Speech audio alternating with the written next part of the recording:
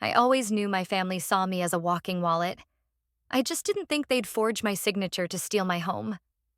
My name is Claire Jennings. For the past 4 years, I've quietly paid their bills. Vanessa's tuition, my parents' mortgage, even the car my brother pretended was for work. I never asked for credit. Just hoped they wouldn't betray me. I was wrong. The call came during a finance meeting. My mother's face lit up my screen, glowing with excitement. Claire, don't freak out. The apartment? It's actually great news. Then she said it. They sold my condo. Without asking. With a fake signature. To fund Vanessa's wedding. What they didn't know, the condo belonged to Silverline Holdings, my private holding company. They didn't just betray me, they committed fraud. No yelling, no drama. I'm just cutting off every financial lifeline they never knew I gave them. And letting everything collapse. Let the games begin. Claire, don't freak out, but the apartment situation is actually amazing news. I blinked, disoriented. My coffee was still steaming beside a spreadsheet filled with Q4 burn rate projections, and yet here was my mother's face, flushed with excitement, hovering in the corner of my screen via FaceTime. I hadn't even answered the call intentionally. It had slipped past my silent setting while I was deep in a cash flow forecast. Wait, what I said, dragging the phone closer. Her smile widened. You're going to be so proud of what we've done. It's all for Vanessa's big day. Behind her, I caught a blur of movement sequins, maybe. Then Vanessa's voice piped in from off-screen, high and lilting. It's perfect live bandflower wall, the whole Pinterest dream, Claire. Wait till you see the dress. It felt like someone had poured cold water directly into my bloodstream. What are you talking about? What did you do with my apartment? My father's face appeared behind my mom, sheepish as ever. Now, sweetheart, it's all above board. We made sure you weren't tied to any obligations. We managed it for you. Managed what I said, though, I already knew. My chest had gone rigid. My mom leaned forward like she was confiding a secret. We sold the condo. The market's hot. You got a great price. Trust me, you sold my condo. The silence that followed would have been funny if it weren't so devastating. My mother kept her eyes wide as if over-explaining would somehow soften what she just said. Claire, don't make this dramatic. It's not like you even live there anymore. You're always traveling or staying in San Diego. We thought, well, we knew it was time to reallocate those resources. Reallocate. My jaw tightened. And by resources, you mean my legally owned property. Vanessa giggled off camera.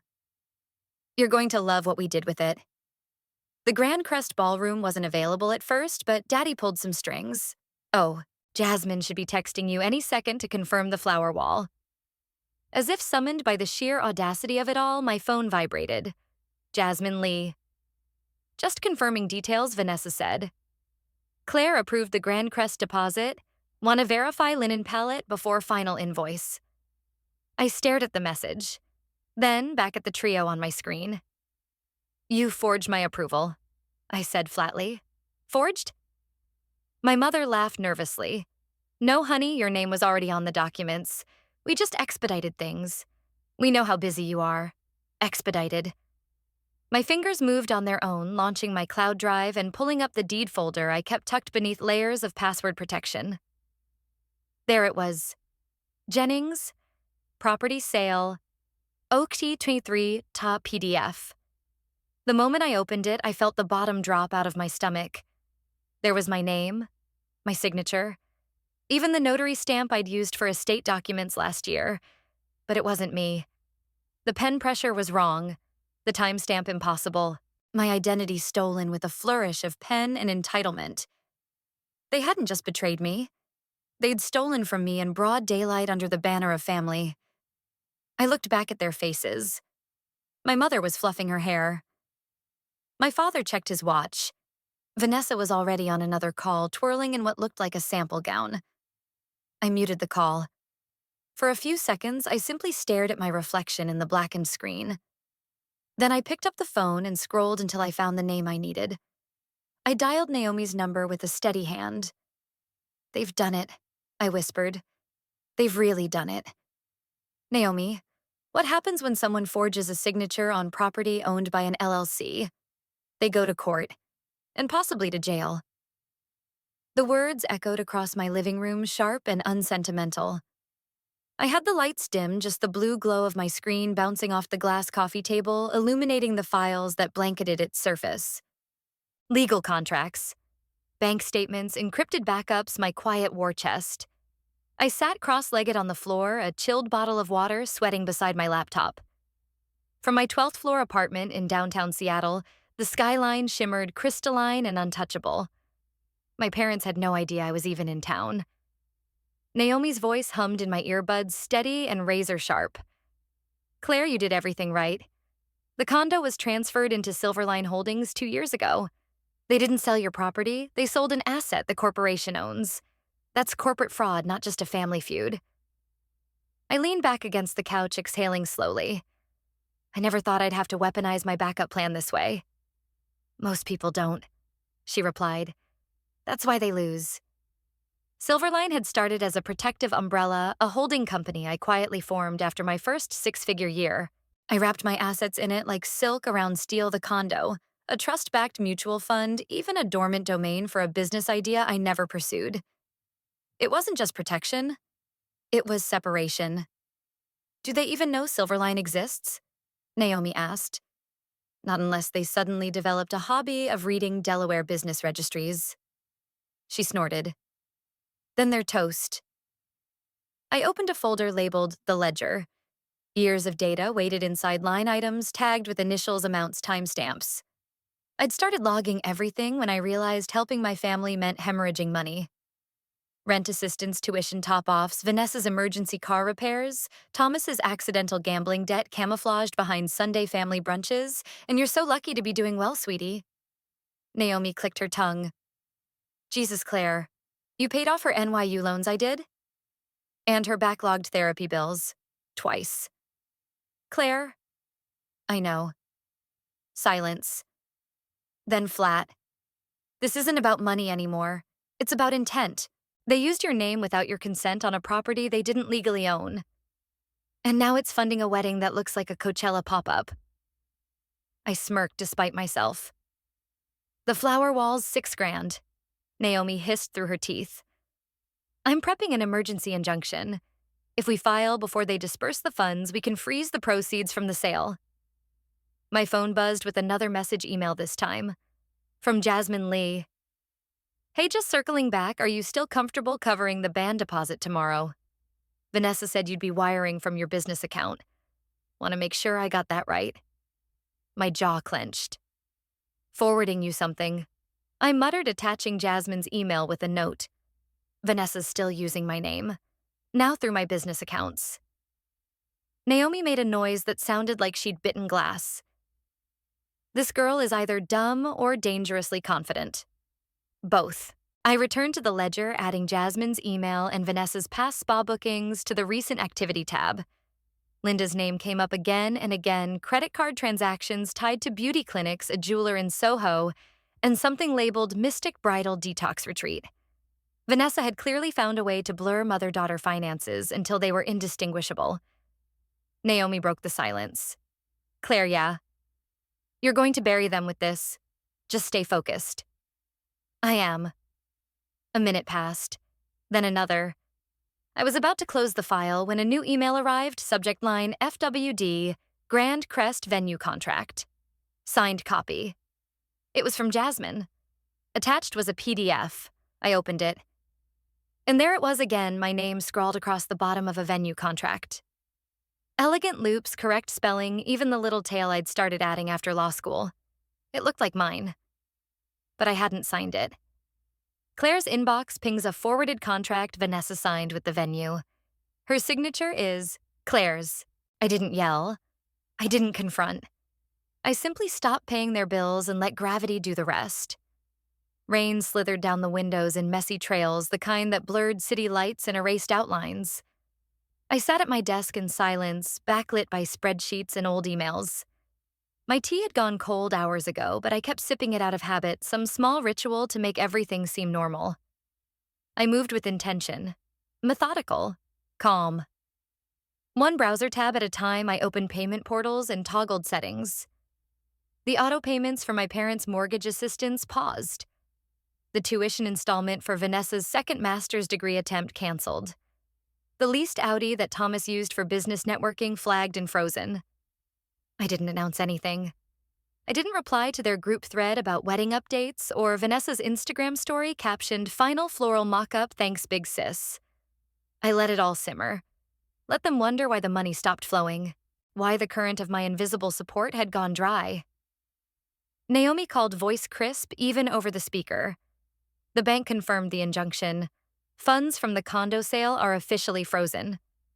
I exhaled, not quite relief, just clarity. Good. I filed under Silverline Holdings, citing unauthorized sale and signature fraud.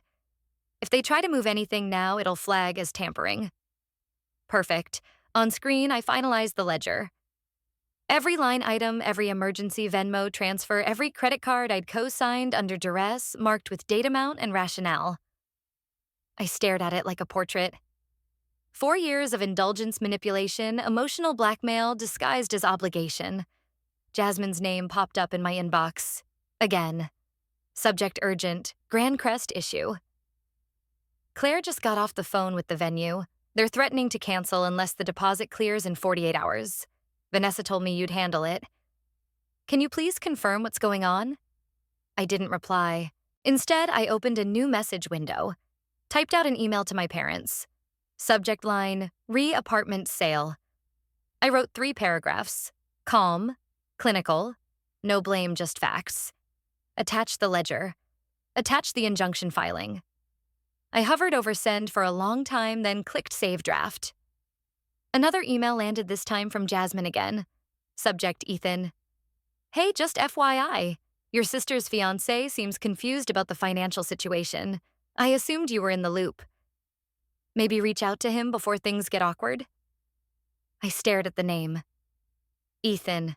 I hadn't spoken to him in months. Not since he'd cornered me at that family barbecue and said something like, "You're the brain, but Vanessa's the heart. That's why you two balance each other." Naomi messaged me via Signal. Naomi. Should I draft cease and desist language in case they try to relist the property? Me, yes. And add Vanessa to the recipient list. I didn't tell her about the text that buzzed in at 2:17 a.m. I was awake, still working, still watching the storm paint shadows on my ceiling. Vanessa. You're sabotaging me on purpose, aren't you? The florist canceled. The violinist wanted cash. The Grand Crest Ballroom was officially relisted. And I hadn't said a single word. From my apartment window, the rain had stopped. The sky was that washed-out gray Seattle specialized in muted waitless. I sat curled up on the couch, laptop open, inbox blinking like Morse code. Another message from Jasmine. Another vendor unraveling. Jasmine Lee. Hi, Claire, are you aware the Grand Crest says the payment bounced twice? They've relisted the date. This is getting really messy. I didn't respond. I didn't need to. Naomi had already filed a motion with the state to notify all vendors that any funds tied to the Jennings estate, particularly those stemming from the downtown property sale, were currently part of an active injunction. The language was intentionally clinical, pending litigation involving disputed ownership, fraudulent authorization, and unauthorized disbursement of assets. Vendors didn't like uncertainty, especially not when paired with public court records. An hour later, another email came in. Jasmine Lee, just FYI, the florist dropped. Said their account never cleared. Also, the violinist asked for cash or a cashier's check. Vanessa's calling me every 5 minutes. Still, I stayed silent. My mother had posted a photo of Vanessa yesterday, laughing at a cake-tasting fondant on her finger captioned, "Love is sweet. Family is forever." The comments were full of hearts and "so happy for you" emojis. No one knew the ballroom no longer belonged to them. No one could see the threads snapping behind the scenes. I watched from my laptop as the digital scaffolding crumbled. Vanessa's voice showed up in Jasmine's messages like a heatwave, erratic, demanding, entitled. She wanted the live band back. She wanted the original rose quartz table runners, even though the decorator had walked. She wanted everything except responsibility. Then Ethan entered the chat. Jasmine to Claire, forwarded message. Hey, Not sure if you're still reading these, but Ethan reached out. He's confused. Asked if I knew why everything seems off lately. Should I be worried I stared at it for a long time? Then I opened the ledger. There, in neat columns, sat the 4 years I had bankrolled their lives. My parents' mortgage, Vanessa's grad school, her flights to Italy, her bachelorette trip to Tulum. Every cent logged. I added a new tab vendor contact log to help Naomi build her case. And then, without signing it or replying to anyone, I forwarded the document to Jasmine. From Anonymous, at silverlinelegal.org, to JasmineEeventsbyJade.com. Subject: know who you're doing business with. Attachment: the ledger.pdf, no signature, no explanation, just the weight of receipts. It didn't take long. That night, my phone lit up with an unfamiliar number. I let it ring out. Then the message came in. Jasmine, you paid for their mortgage, and they sold your home. I closed my laptop. Took a breath. The sky outside had deepened to indigo, the first stars surfacing behind high-rise glass. For the first time in weeks, I felt still. Then my phone buzzed again. Ethan, can we talk in person? I can't marry into a family that rewrites history and buries the bodies beneath a floral arch. The hotel cafe was nearly empty, just the murmur of espresso machines and low jazz spilling from the speakers. Rain had followed me down from Seattle now, tapping against the tall windows of San Francisco like a metronome for tension. Ethan sat across from me, a man unraveling. The leather folder on the table between us looked too crisp, too full. He hadn't ordered anything. Neither had I. He cleared his throat, then opened the folder and pulled out a crumpled stack of papers. Vendor complaints, he said. Emails, screenshots, invoices I'd never seen before. He flipped through a few. Apparently you covered the initial venue deposit. Vanessa said it was a family gift. His eyes lifted. Was that ever true? No, I said. It came out of my savings. I never offered it. I didn't even know she'd used my name on the contract until Jasmine forwarded it. Ethan winced, folding his arms. You've paid for things I didn't know existed. I have receipts, I said, reaching into my bag and sliding over the USB. You can look through them. Every cent. Every transfer. Every silent sacrifice I made because no one else would. He didn't touch it. Not yet. Just stared at it like it might explode. And now he asked, Are you trying to ruin the wedding I stopped helping? I said. That's all. His jaw tightened, but there was no anger in it, just something quieter. Jasmine told me you sent her a document. Said your name was on the apartment deed. And the forged sale. He shook his head. Your parents said it was just a misunderstanding. A paperwork error. But it wasn't, I said. Silence stretched between us like a held breath. He finally reached for the USB, turning it over in his hand. I used to joke, he said softly, that Vanessa's drama was just bride stuff. That your family was intense but well-meaning. And now, he exhaled slowly. Now I see the entire foundation was built on your silence, your generosity. And they called it support while pretending you didn't exist. I didn't respond. I didn't need to. His phone buzzed. Again. Then again. He didn't check it. I saw the name flash twice, Vanessa. All caps. All desperation. Threats, he muttered. Sobs. Blame. The whole carousel. A brief vibration in my coat pocket. Naomi. I glanced at the screen. Naomi Carter, urgent. You're about to get a call. Answer. I can't marry into this, Ethan said, standing. Not because of you. Because I should have asked questions sooner. And I didn't. That's on me. He looked at me for a beat longer. Thank you for giving me the truth. He walked out without another word. I sat there alone, the city beyond the window blurred with rain again. Then my phone rang. Unknown number, I picked up. This is Agent Collins with the Financial Crimes Unit, the voice said. Claire Jennings. Your parents have named you in a fraud counterclaim. We need to talk. They called me cruel, vindictive, cold, but never once did they call me right. I watched the live stream from my couch cross-legged with a bowl of plain popcorn in my lap. The news anchor's voice was practiced calm too practiced for the headline that crawled along the bottom of the screen. Wedding vendors file fraud lawsuit against prominent Jennings family.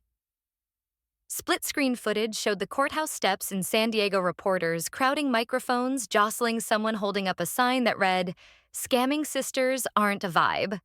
I didn't flinch. I didn't smile. Naomi's call came 10 minutes later. Restraining order dismissed. They tried to claim emotional manipulation. The judge asked for proof. They had none. I swirled the popcorn around the bowl.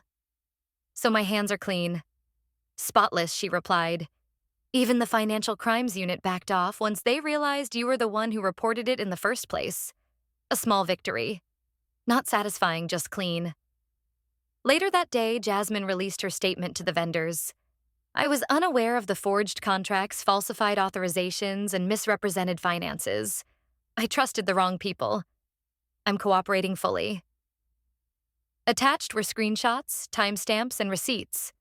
She didn't mention me. She didn't have to. The shift had started weeks ago, but today was the earthquake. I sent the ledger to the press from a throwaway email. No name, no message. Just cold columns of betrayal. Mortgage payments, spa treatments, luxury deposits signed under my identity. By sunset, Twitter had a trending hashtag, runaway registry. And then came Vanessa. 20 Instagram stories in a row. Crying into camera, screaming, accusing.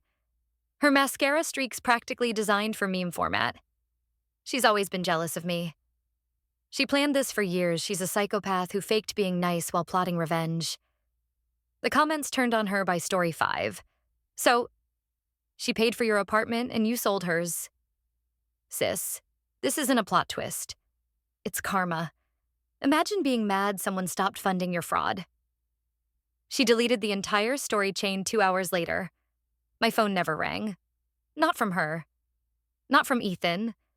Not from my parents either, though Naomi forwarded me the voicemail Thomas had left with her firm, trembling voice full of words like mistake and family and fix this. I didn't listen to it. Instead, I opened my contacts, tapped Linda, deleted, then Thomas, then Vanessa. No number to block, no call to dread. Just quiet. Outside my window, Seattle was hushed in late December drizzle. The sky metallic, the city pulsing gently beneath clouds. I zipped up my travel bag, checked the ticket again. One way. No return. At the gate, I didn't look back. There was nothing left to carry with me but peace. The truth didn't roar, it dismantled quietly, piece by piece, until nothing false could stand. Justice came not with fireworks, but with clarity, silence, and the irrevocable weight of facts. When deception collapses under its own weight, the ones left standing are those who never needed to lie. Like the final chord of a long-forgotten melody, justice may arrive late, but it resonates powerfully once it's heard. And sometimes the most powerful revenge is choosing peace while the guilty drown in their own noise.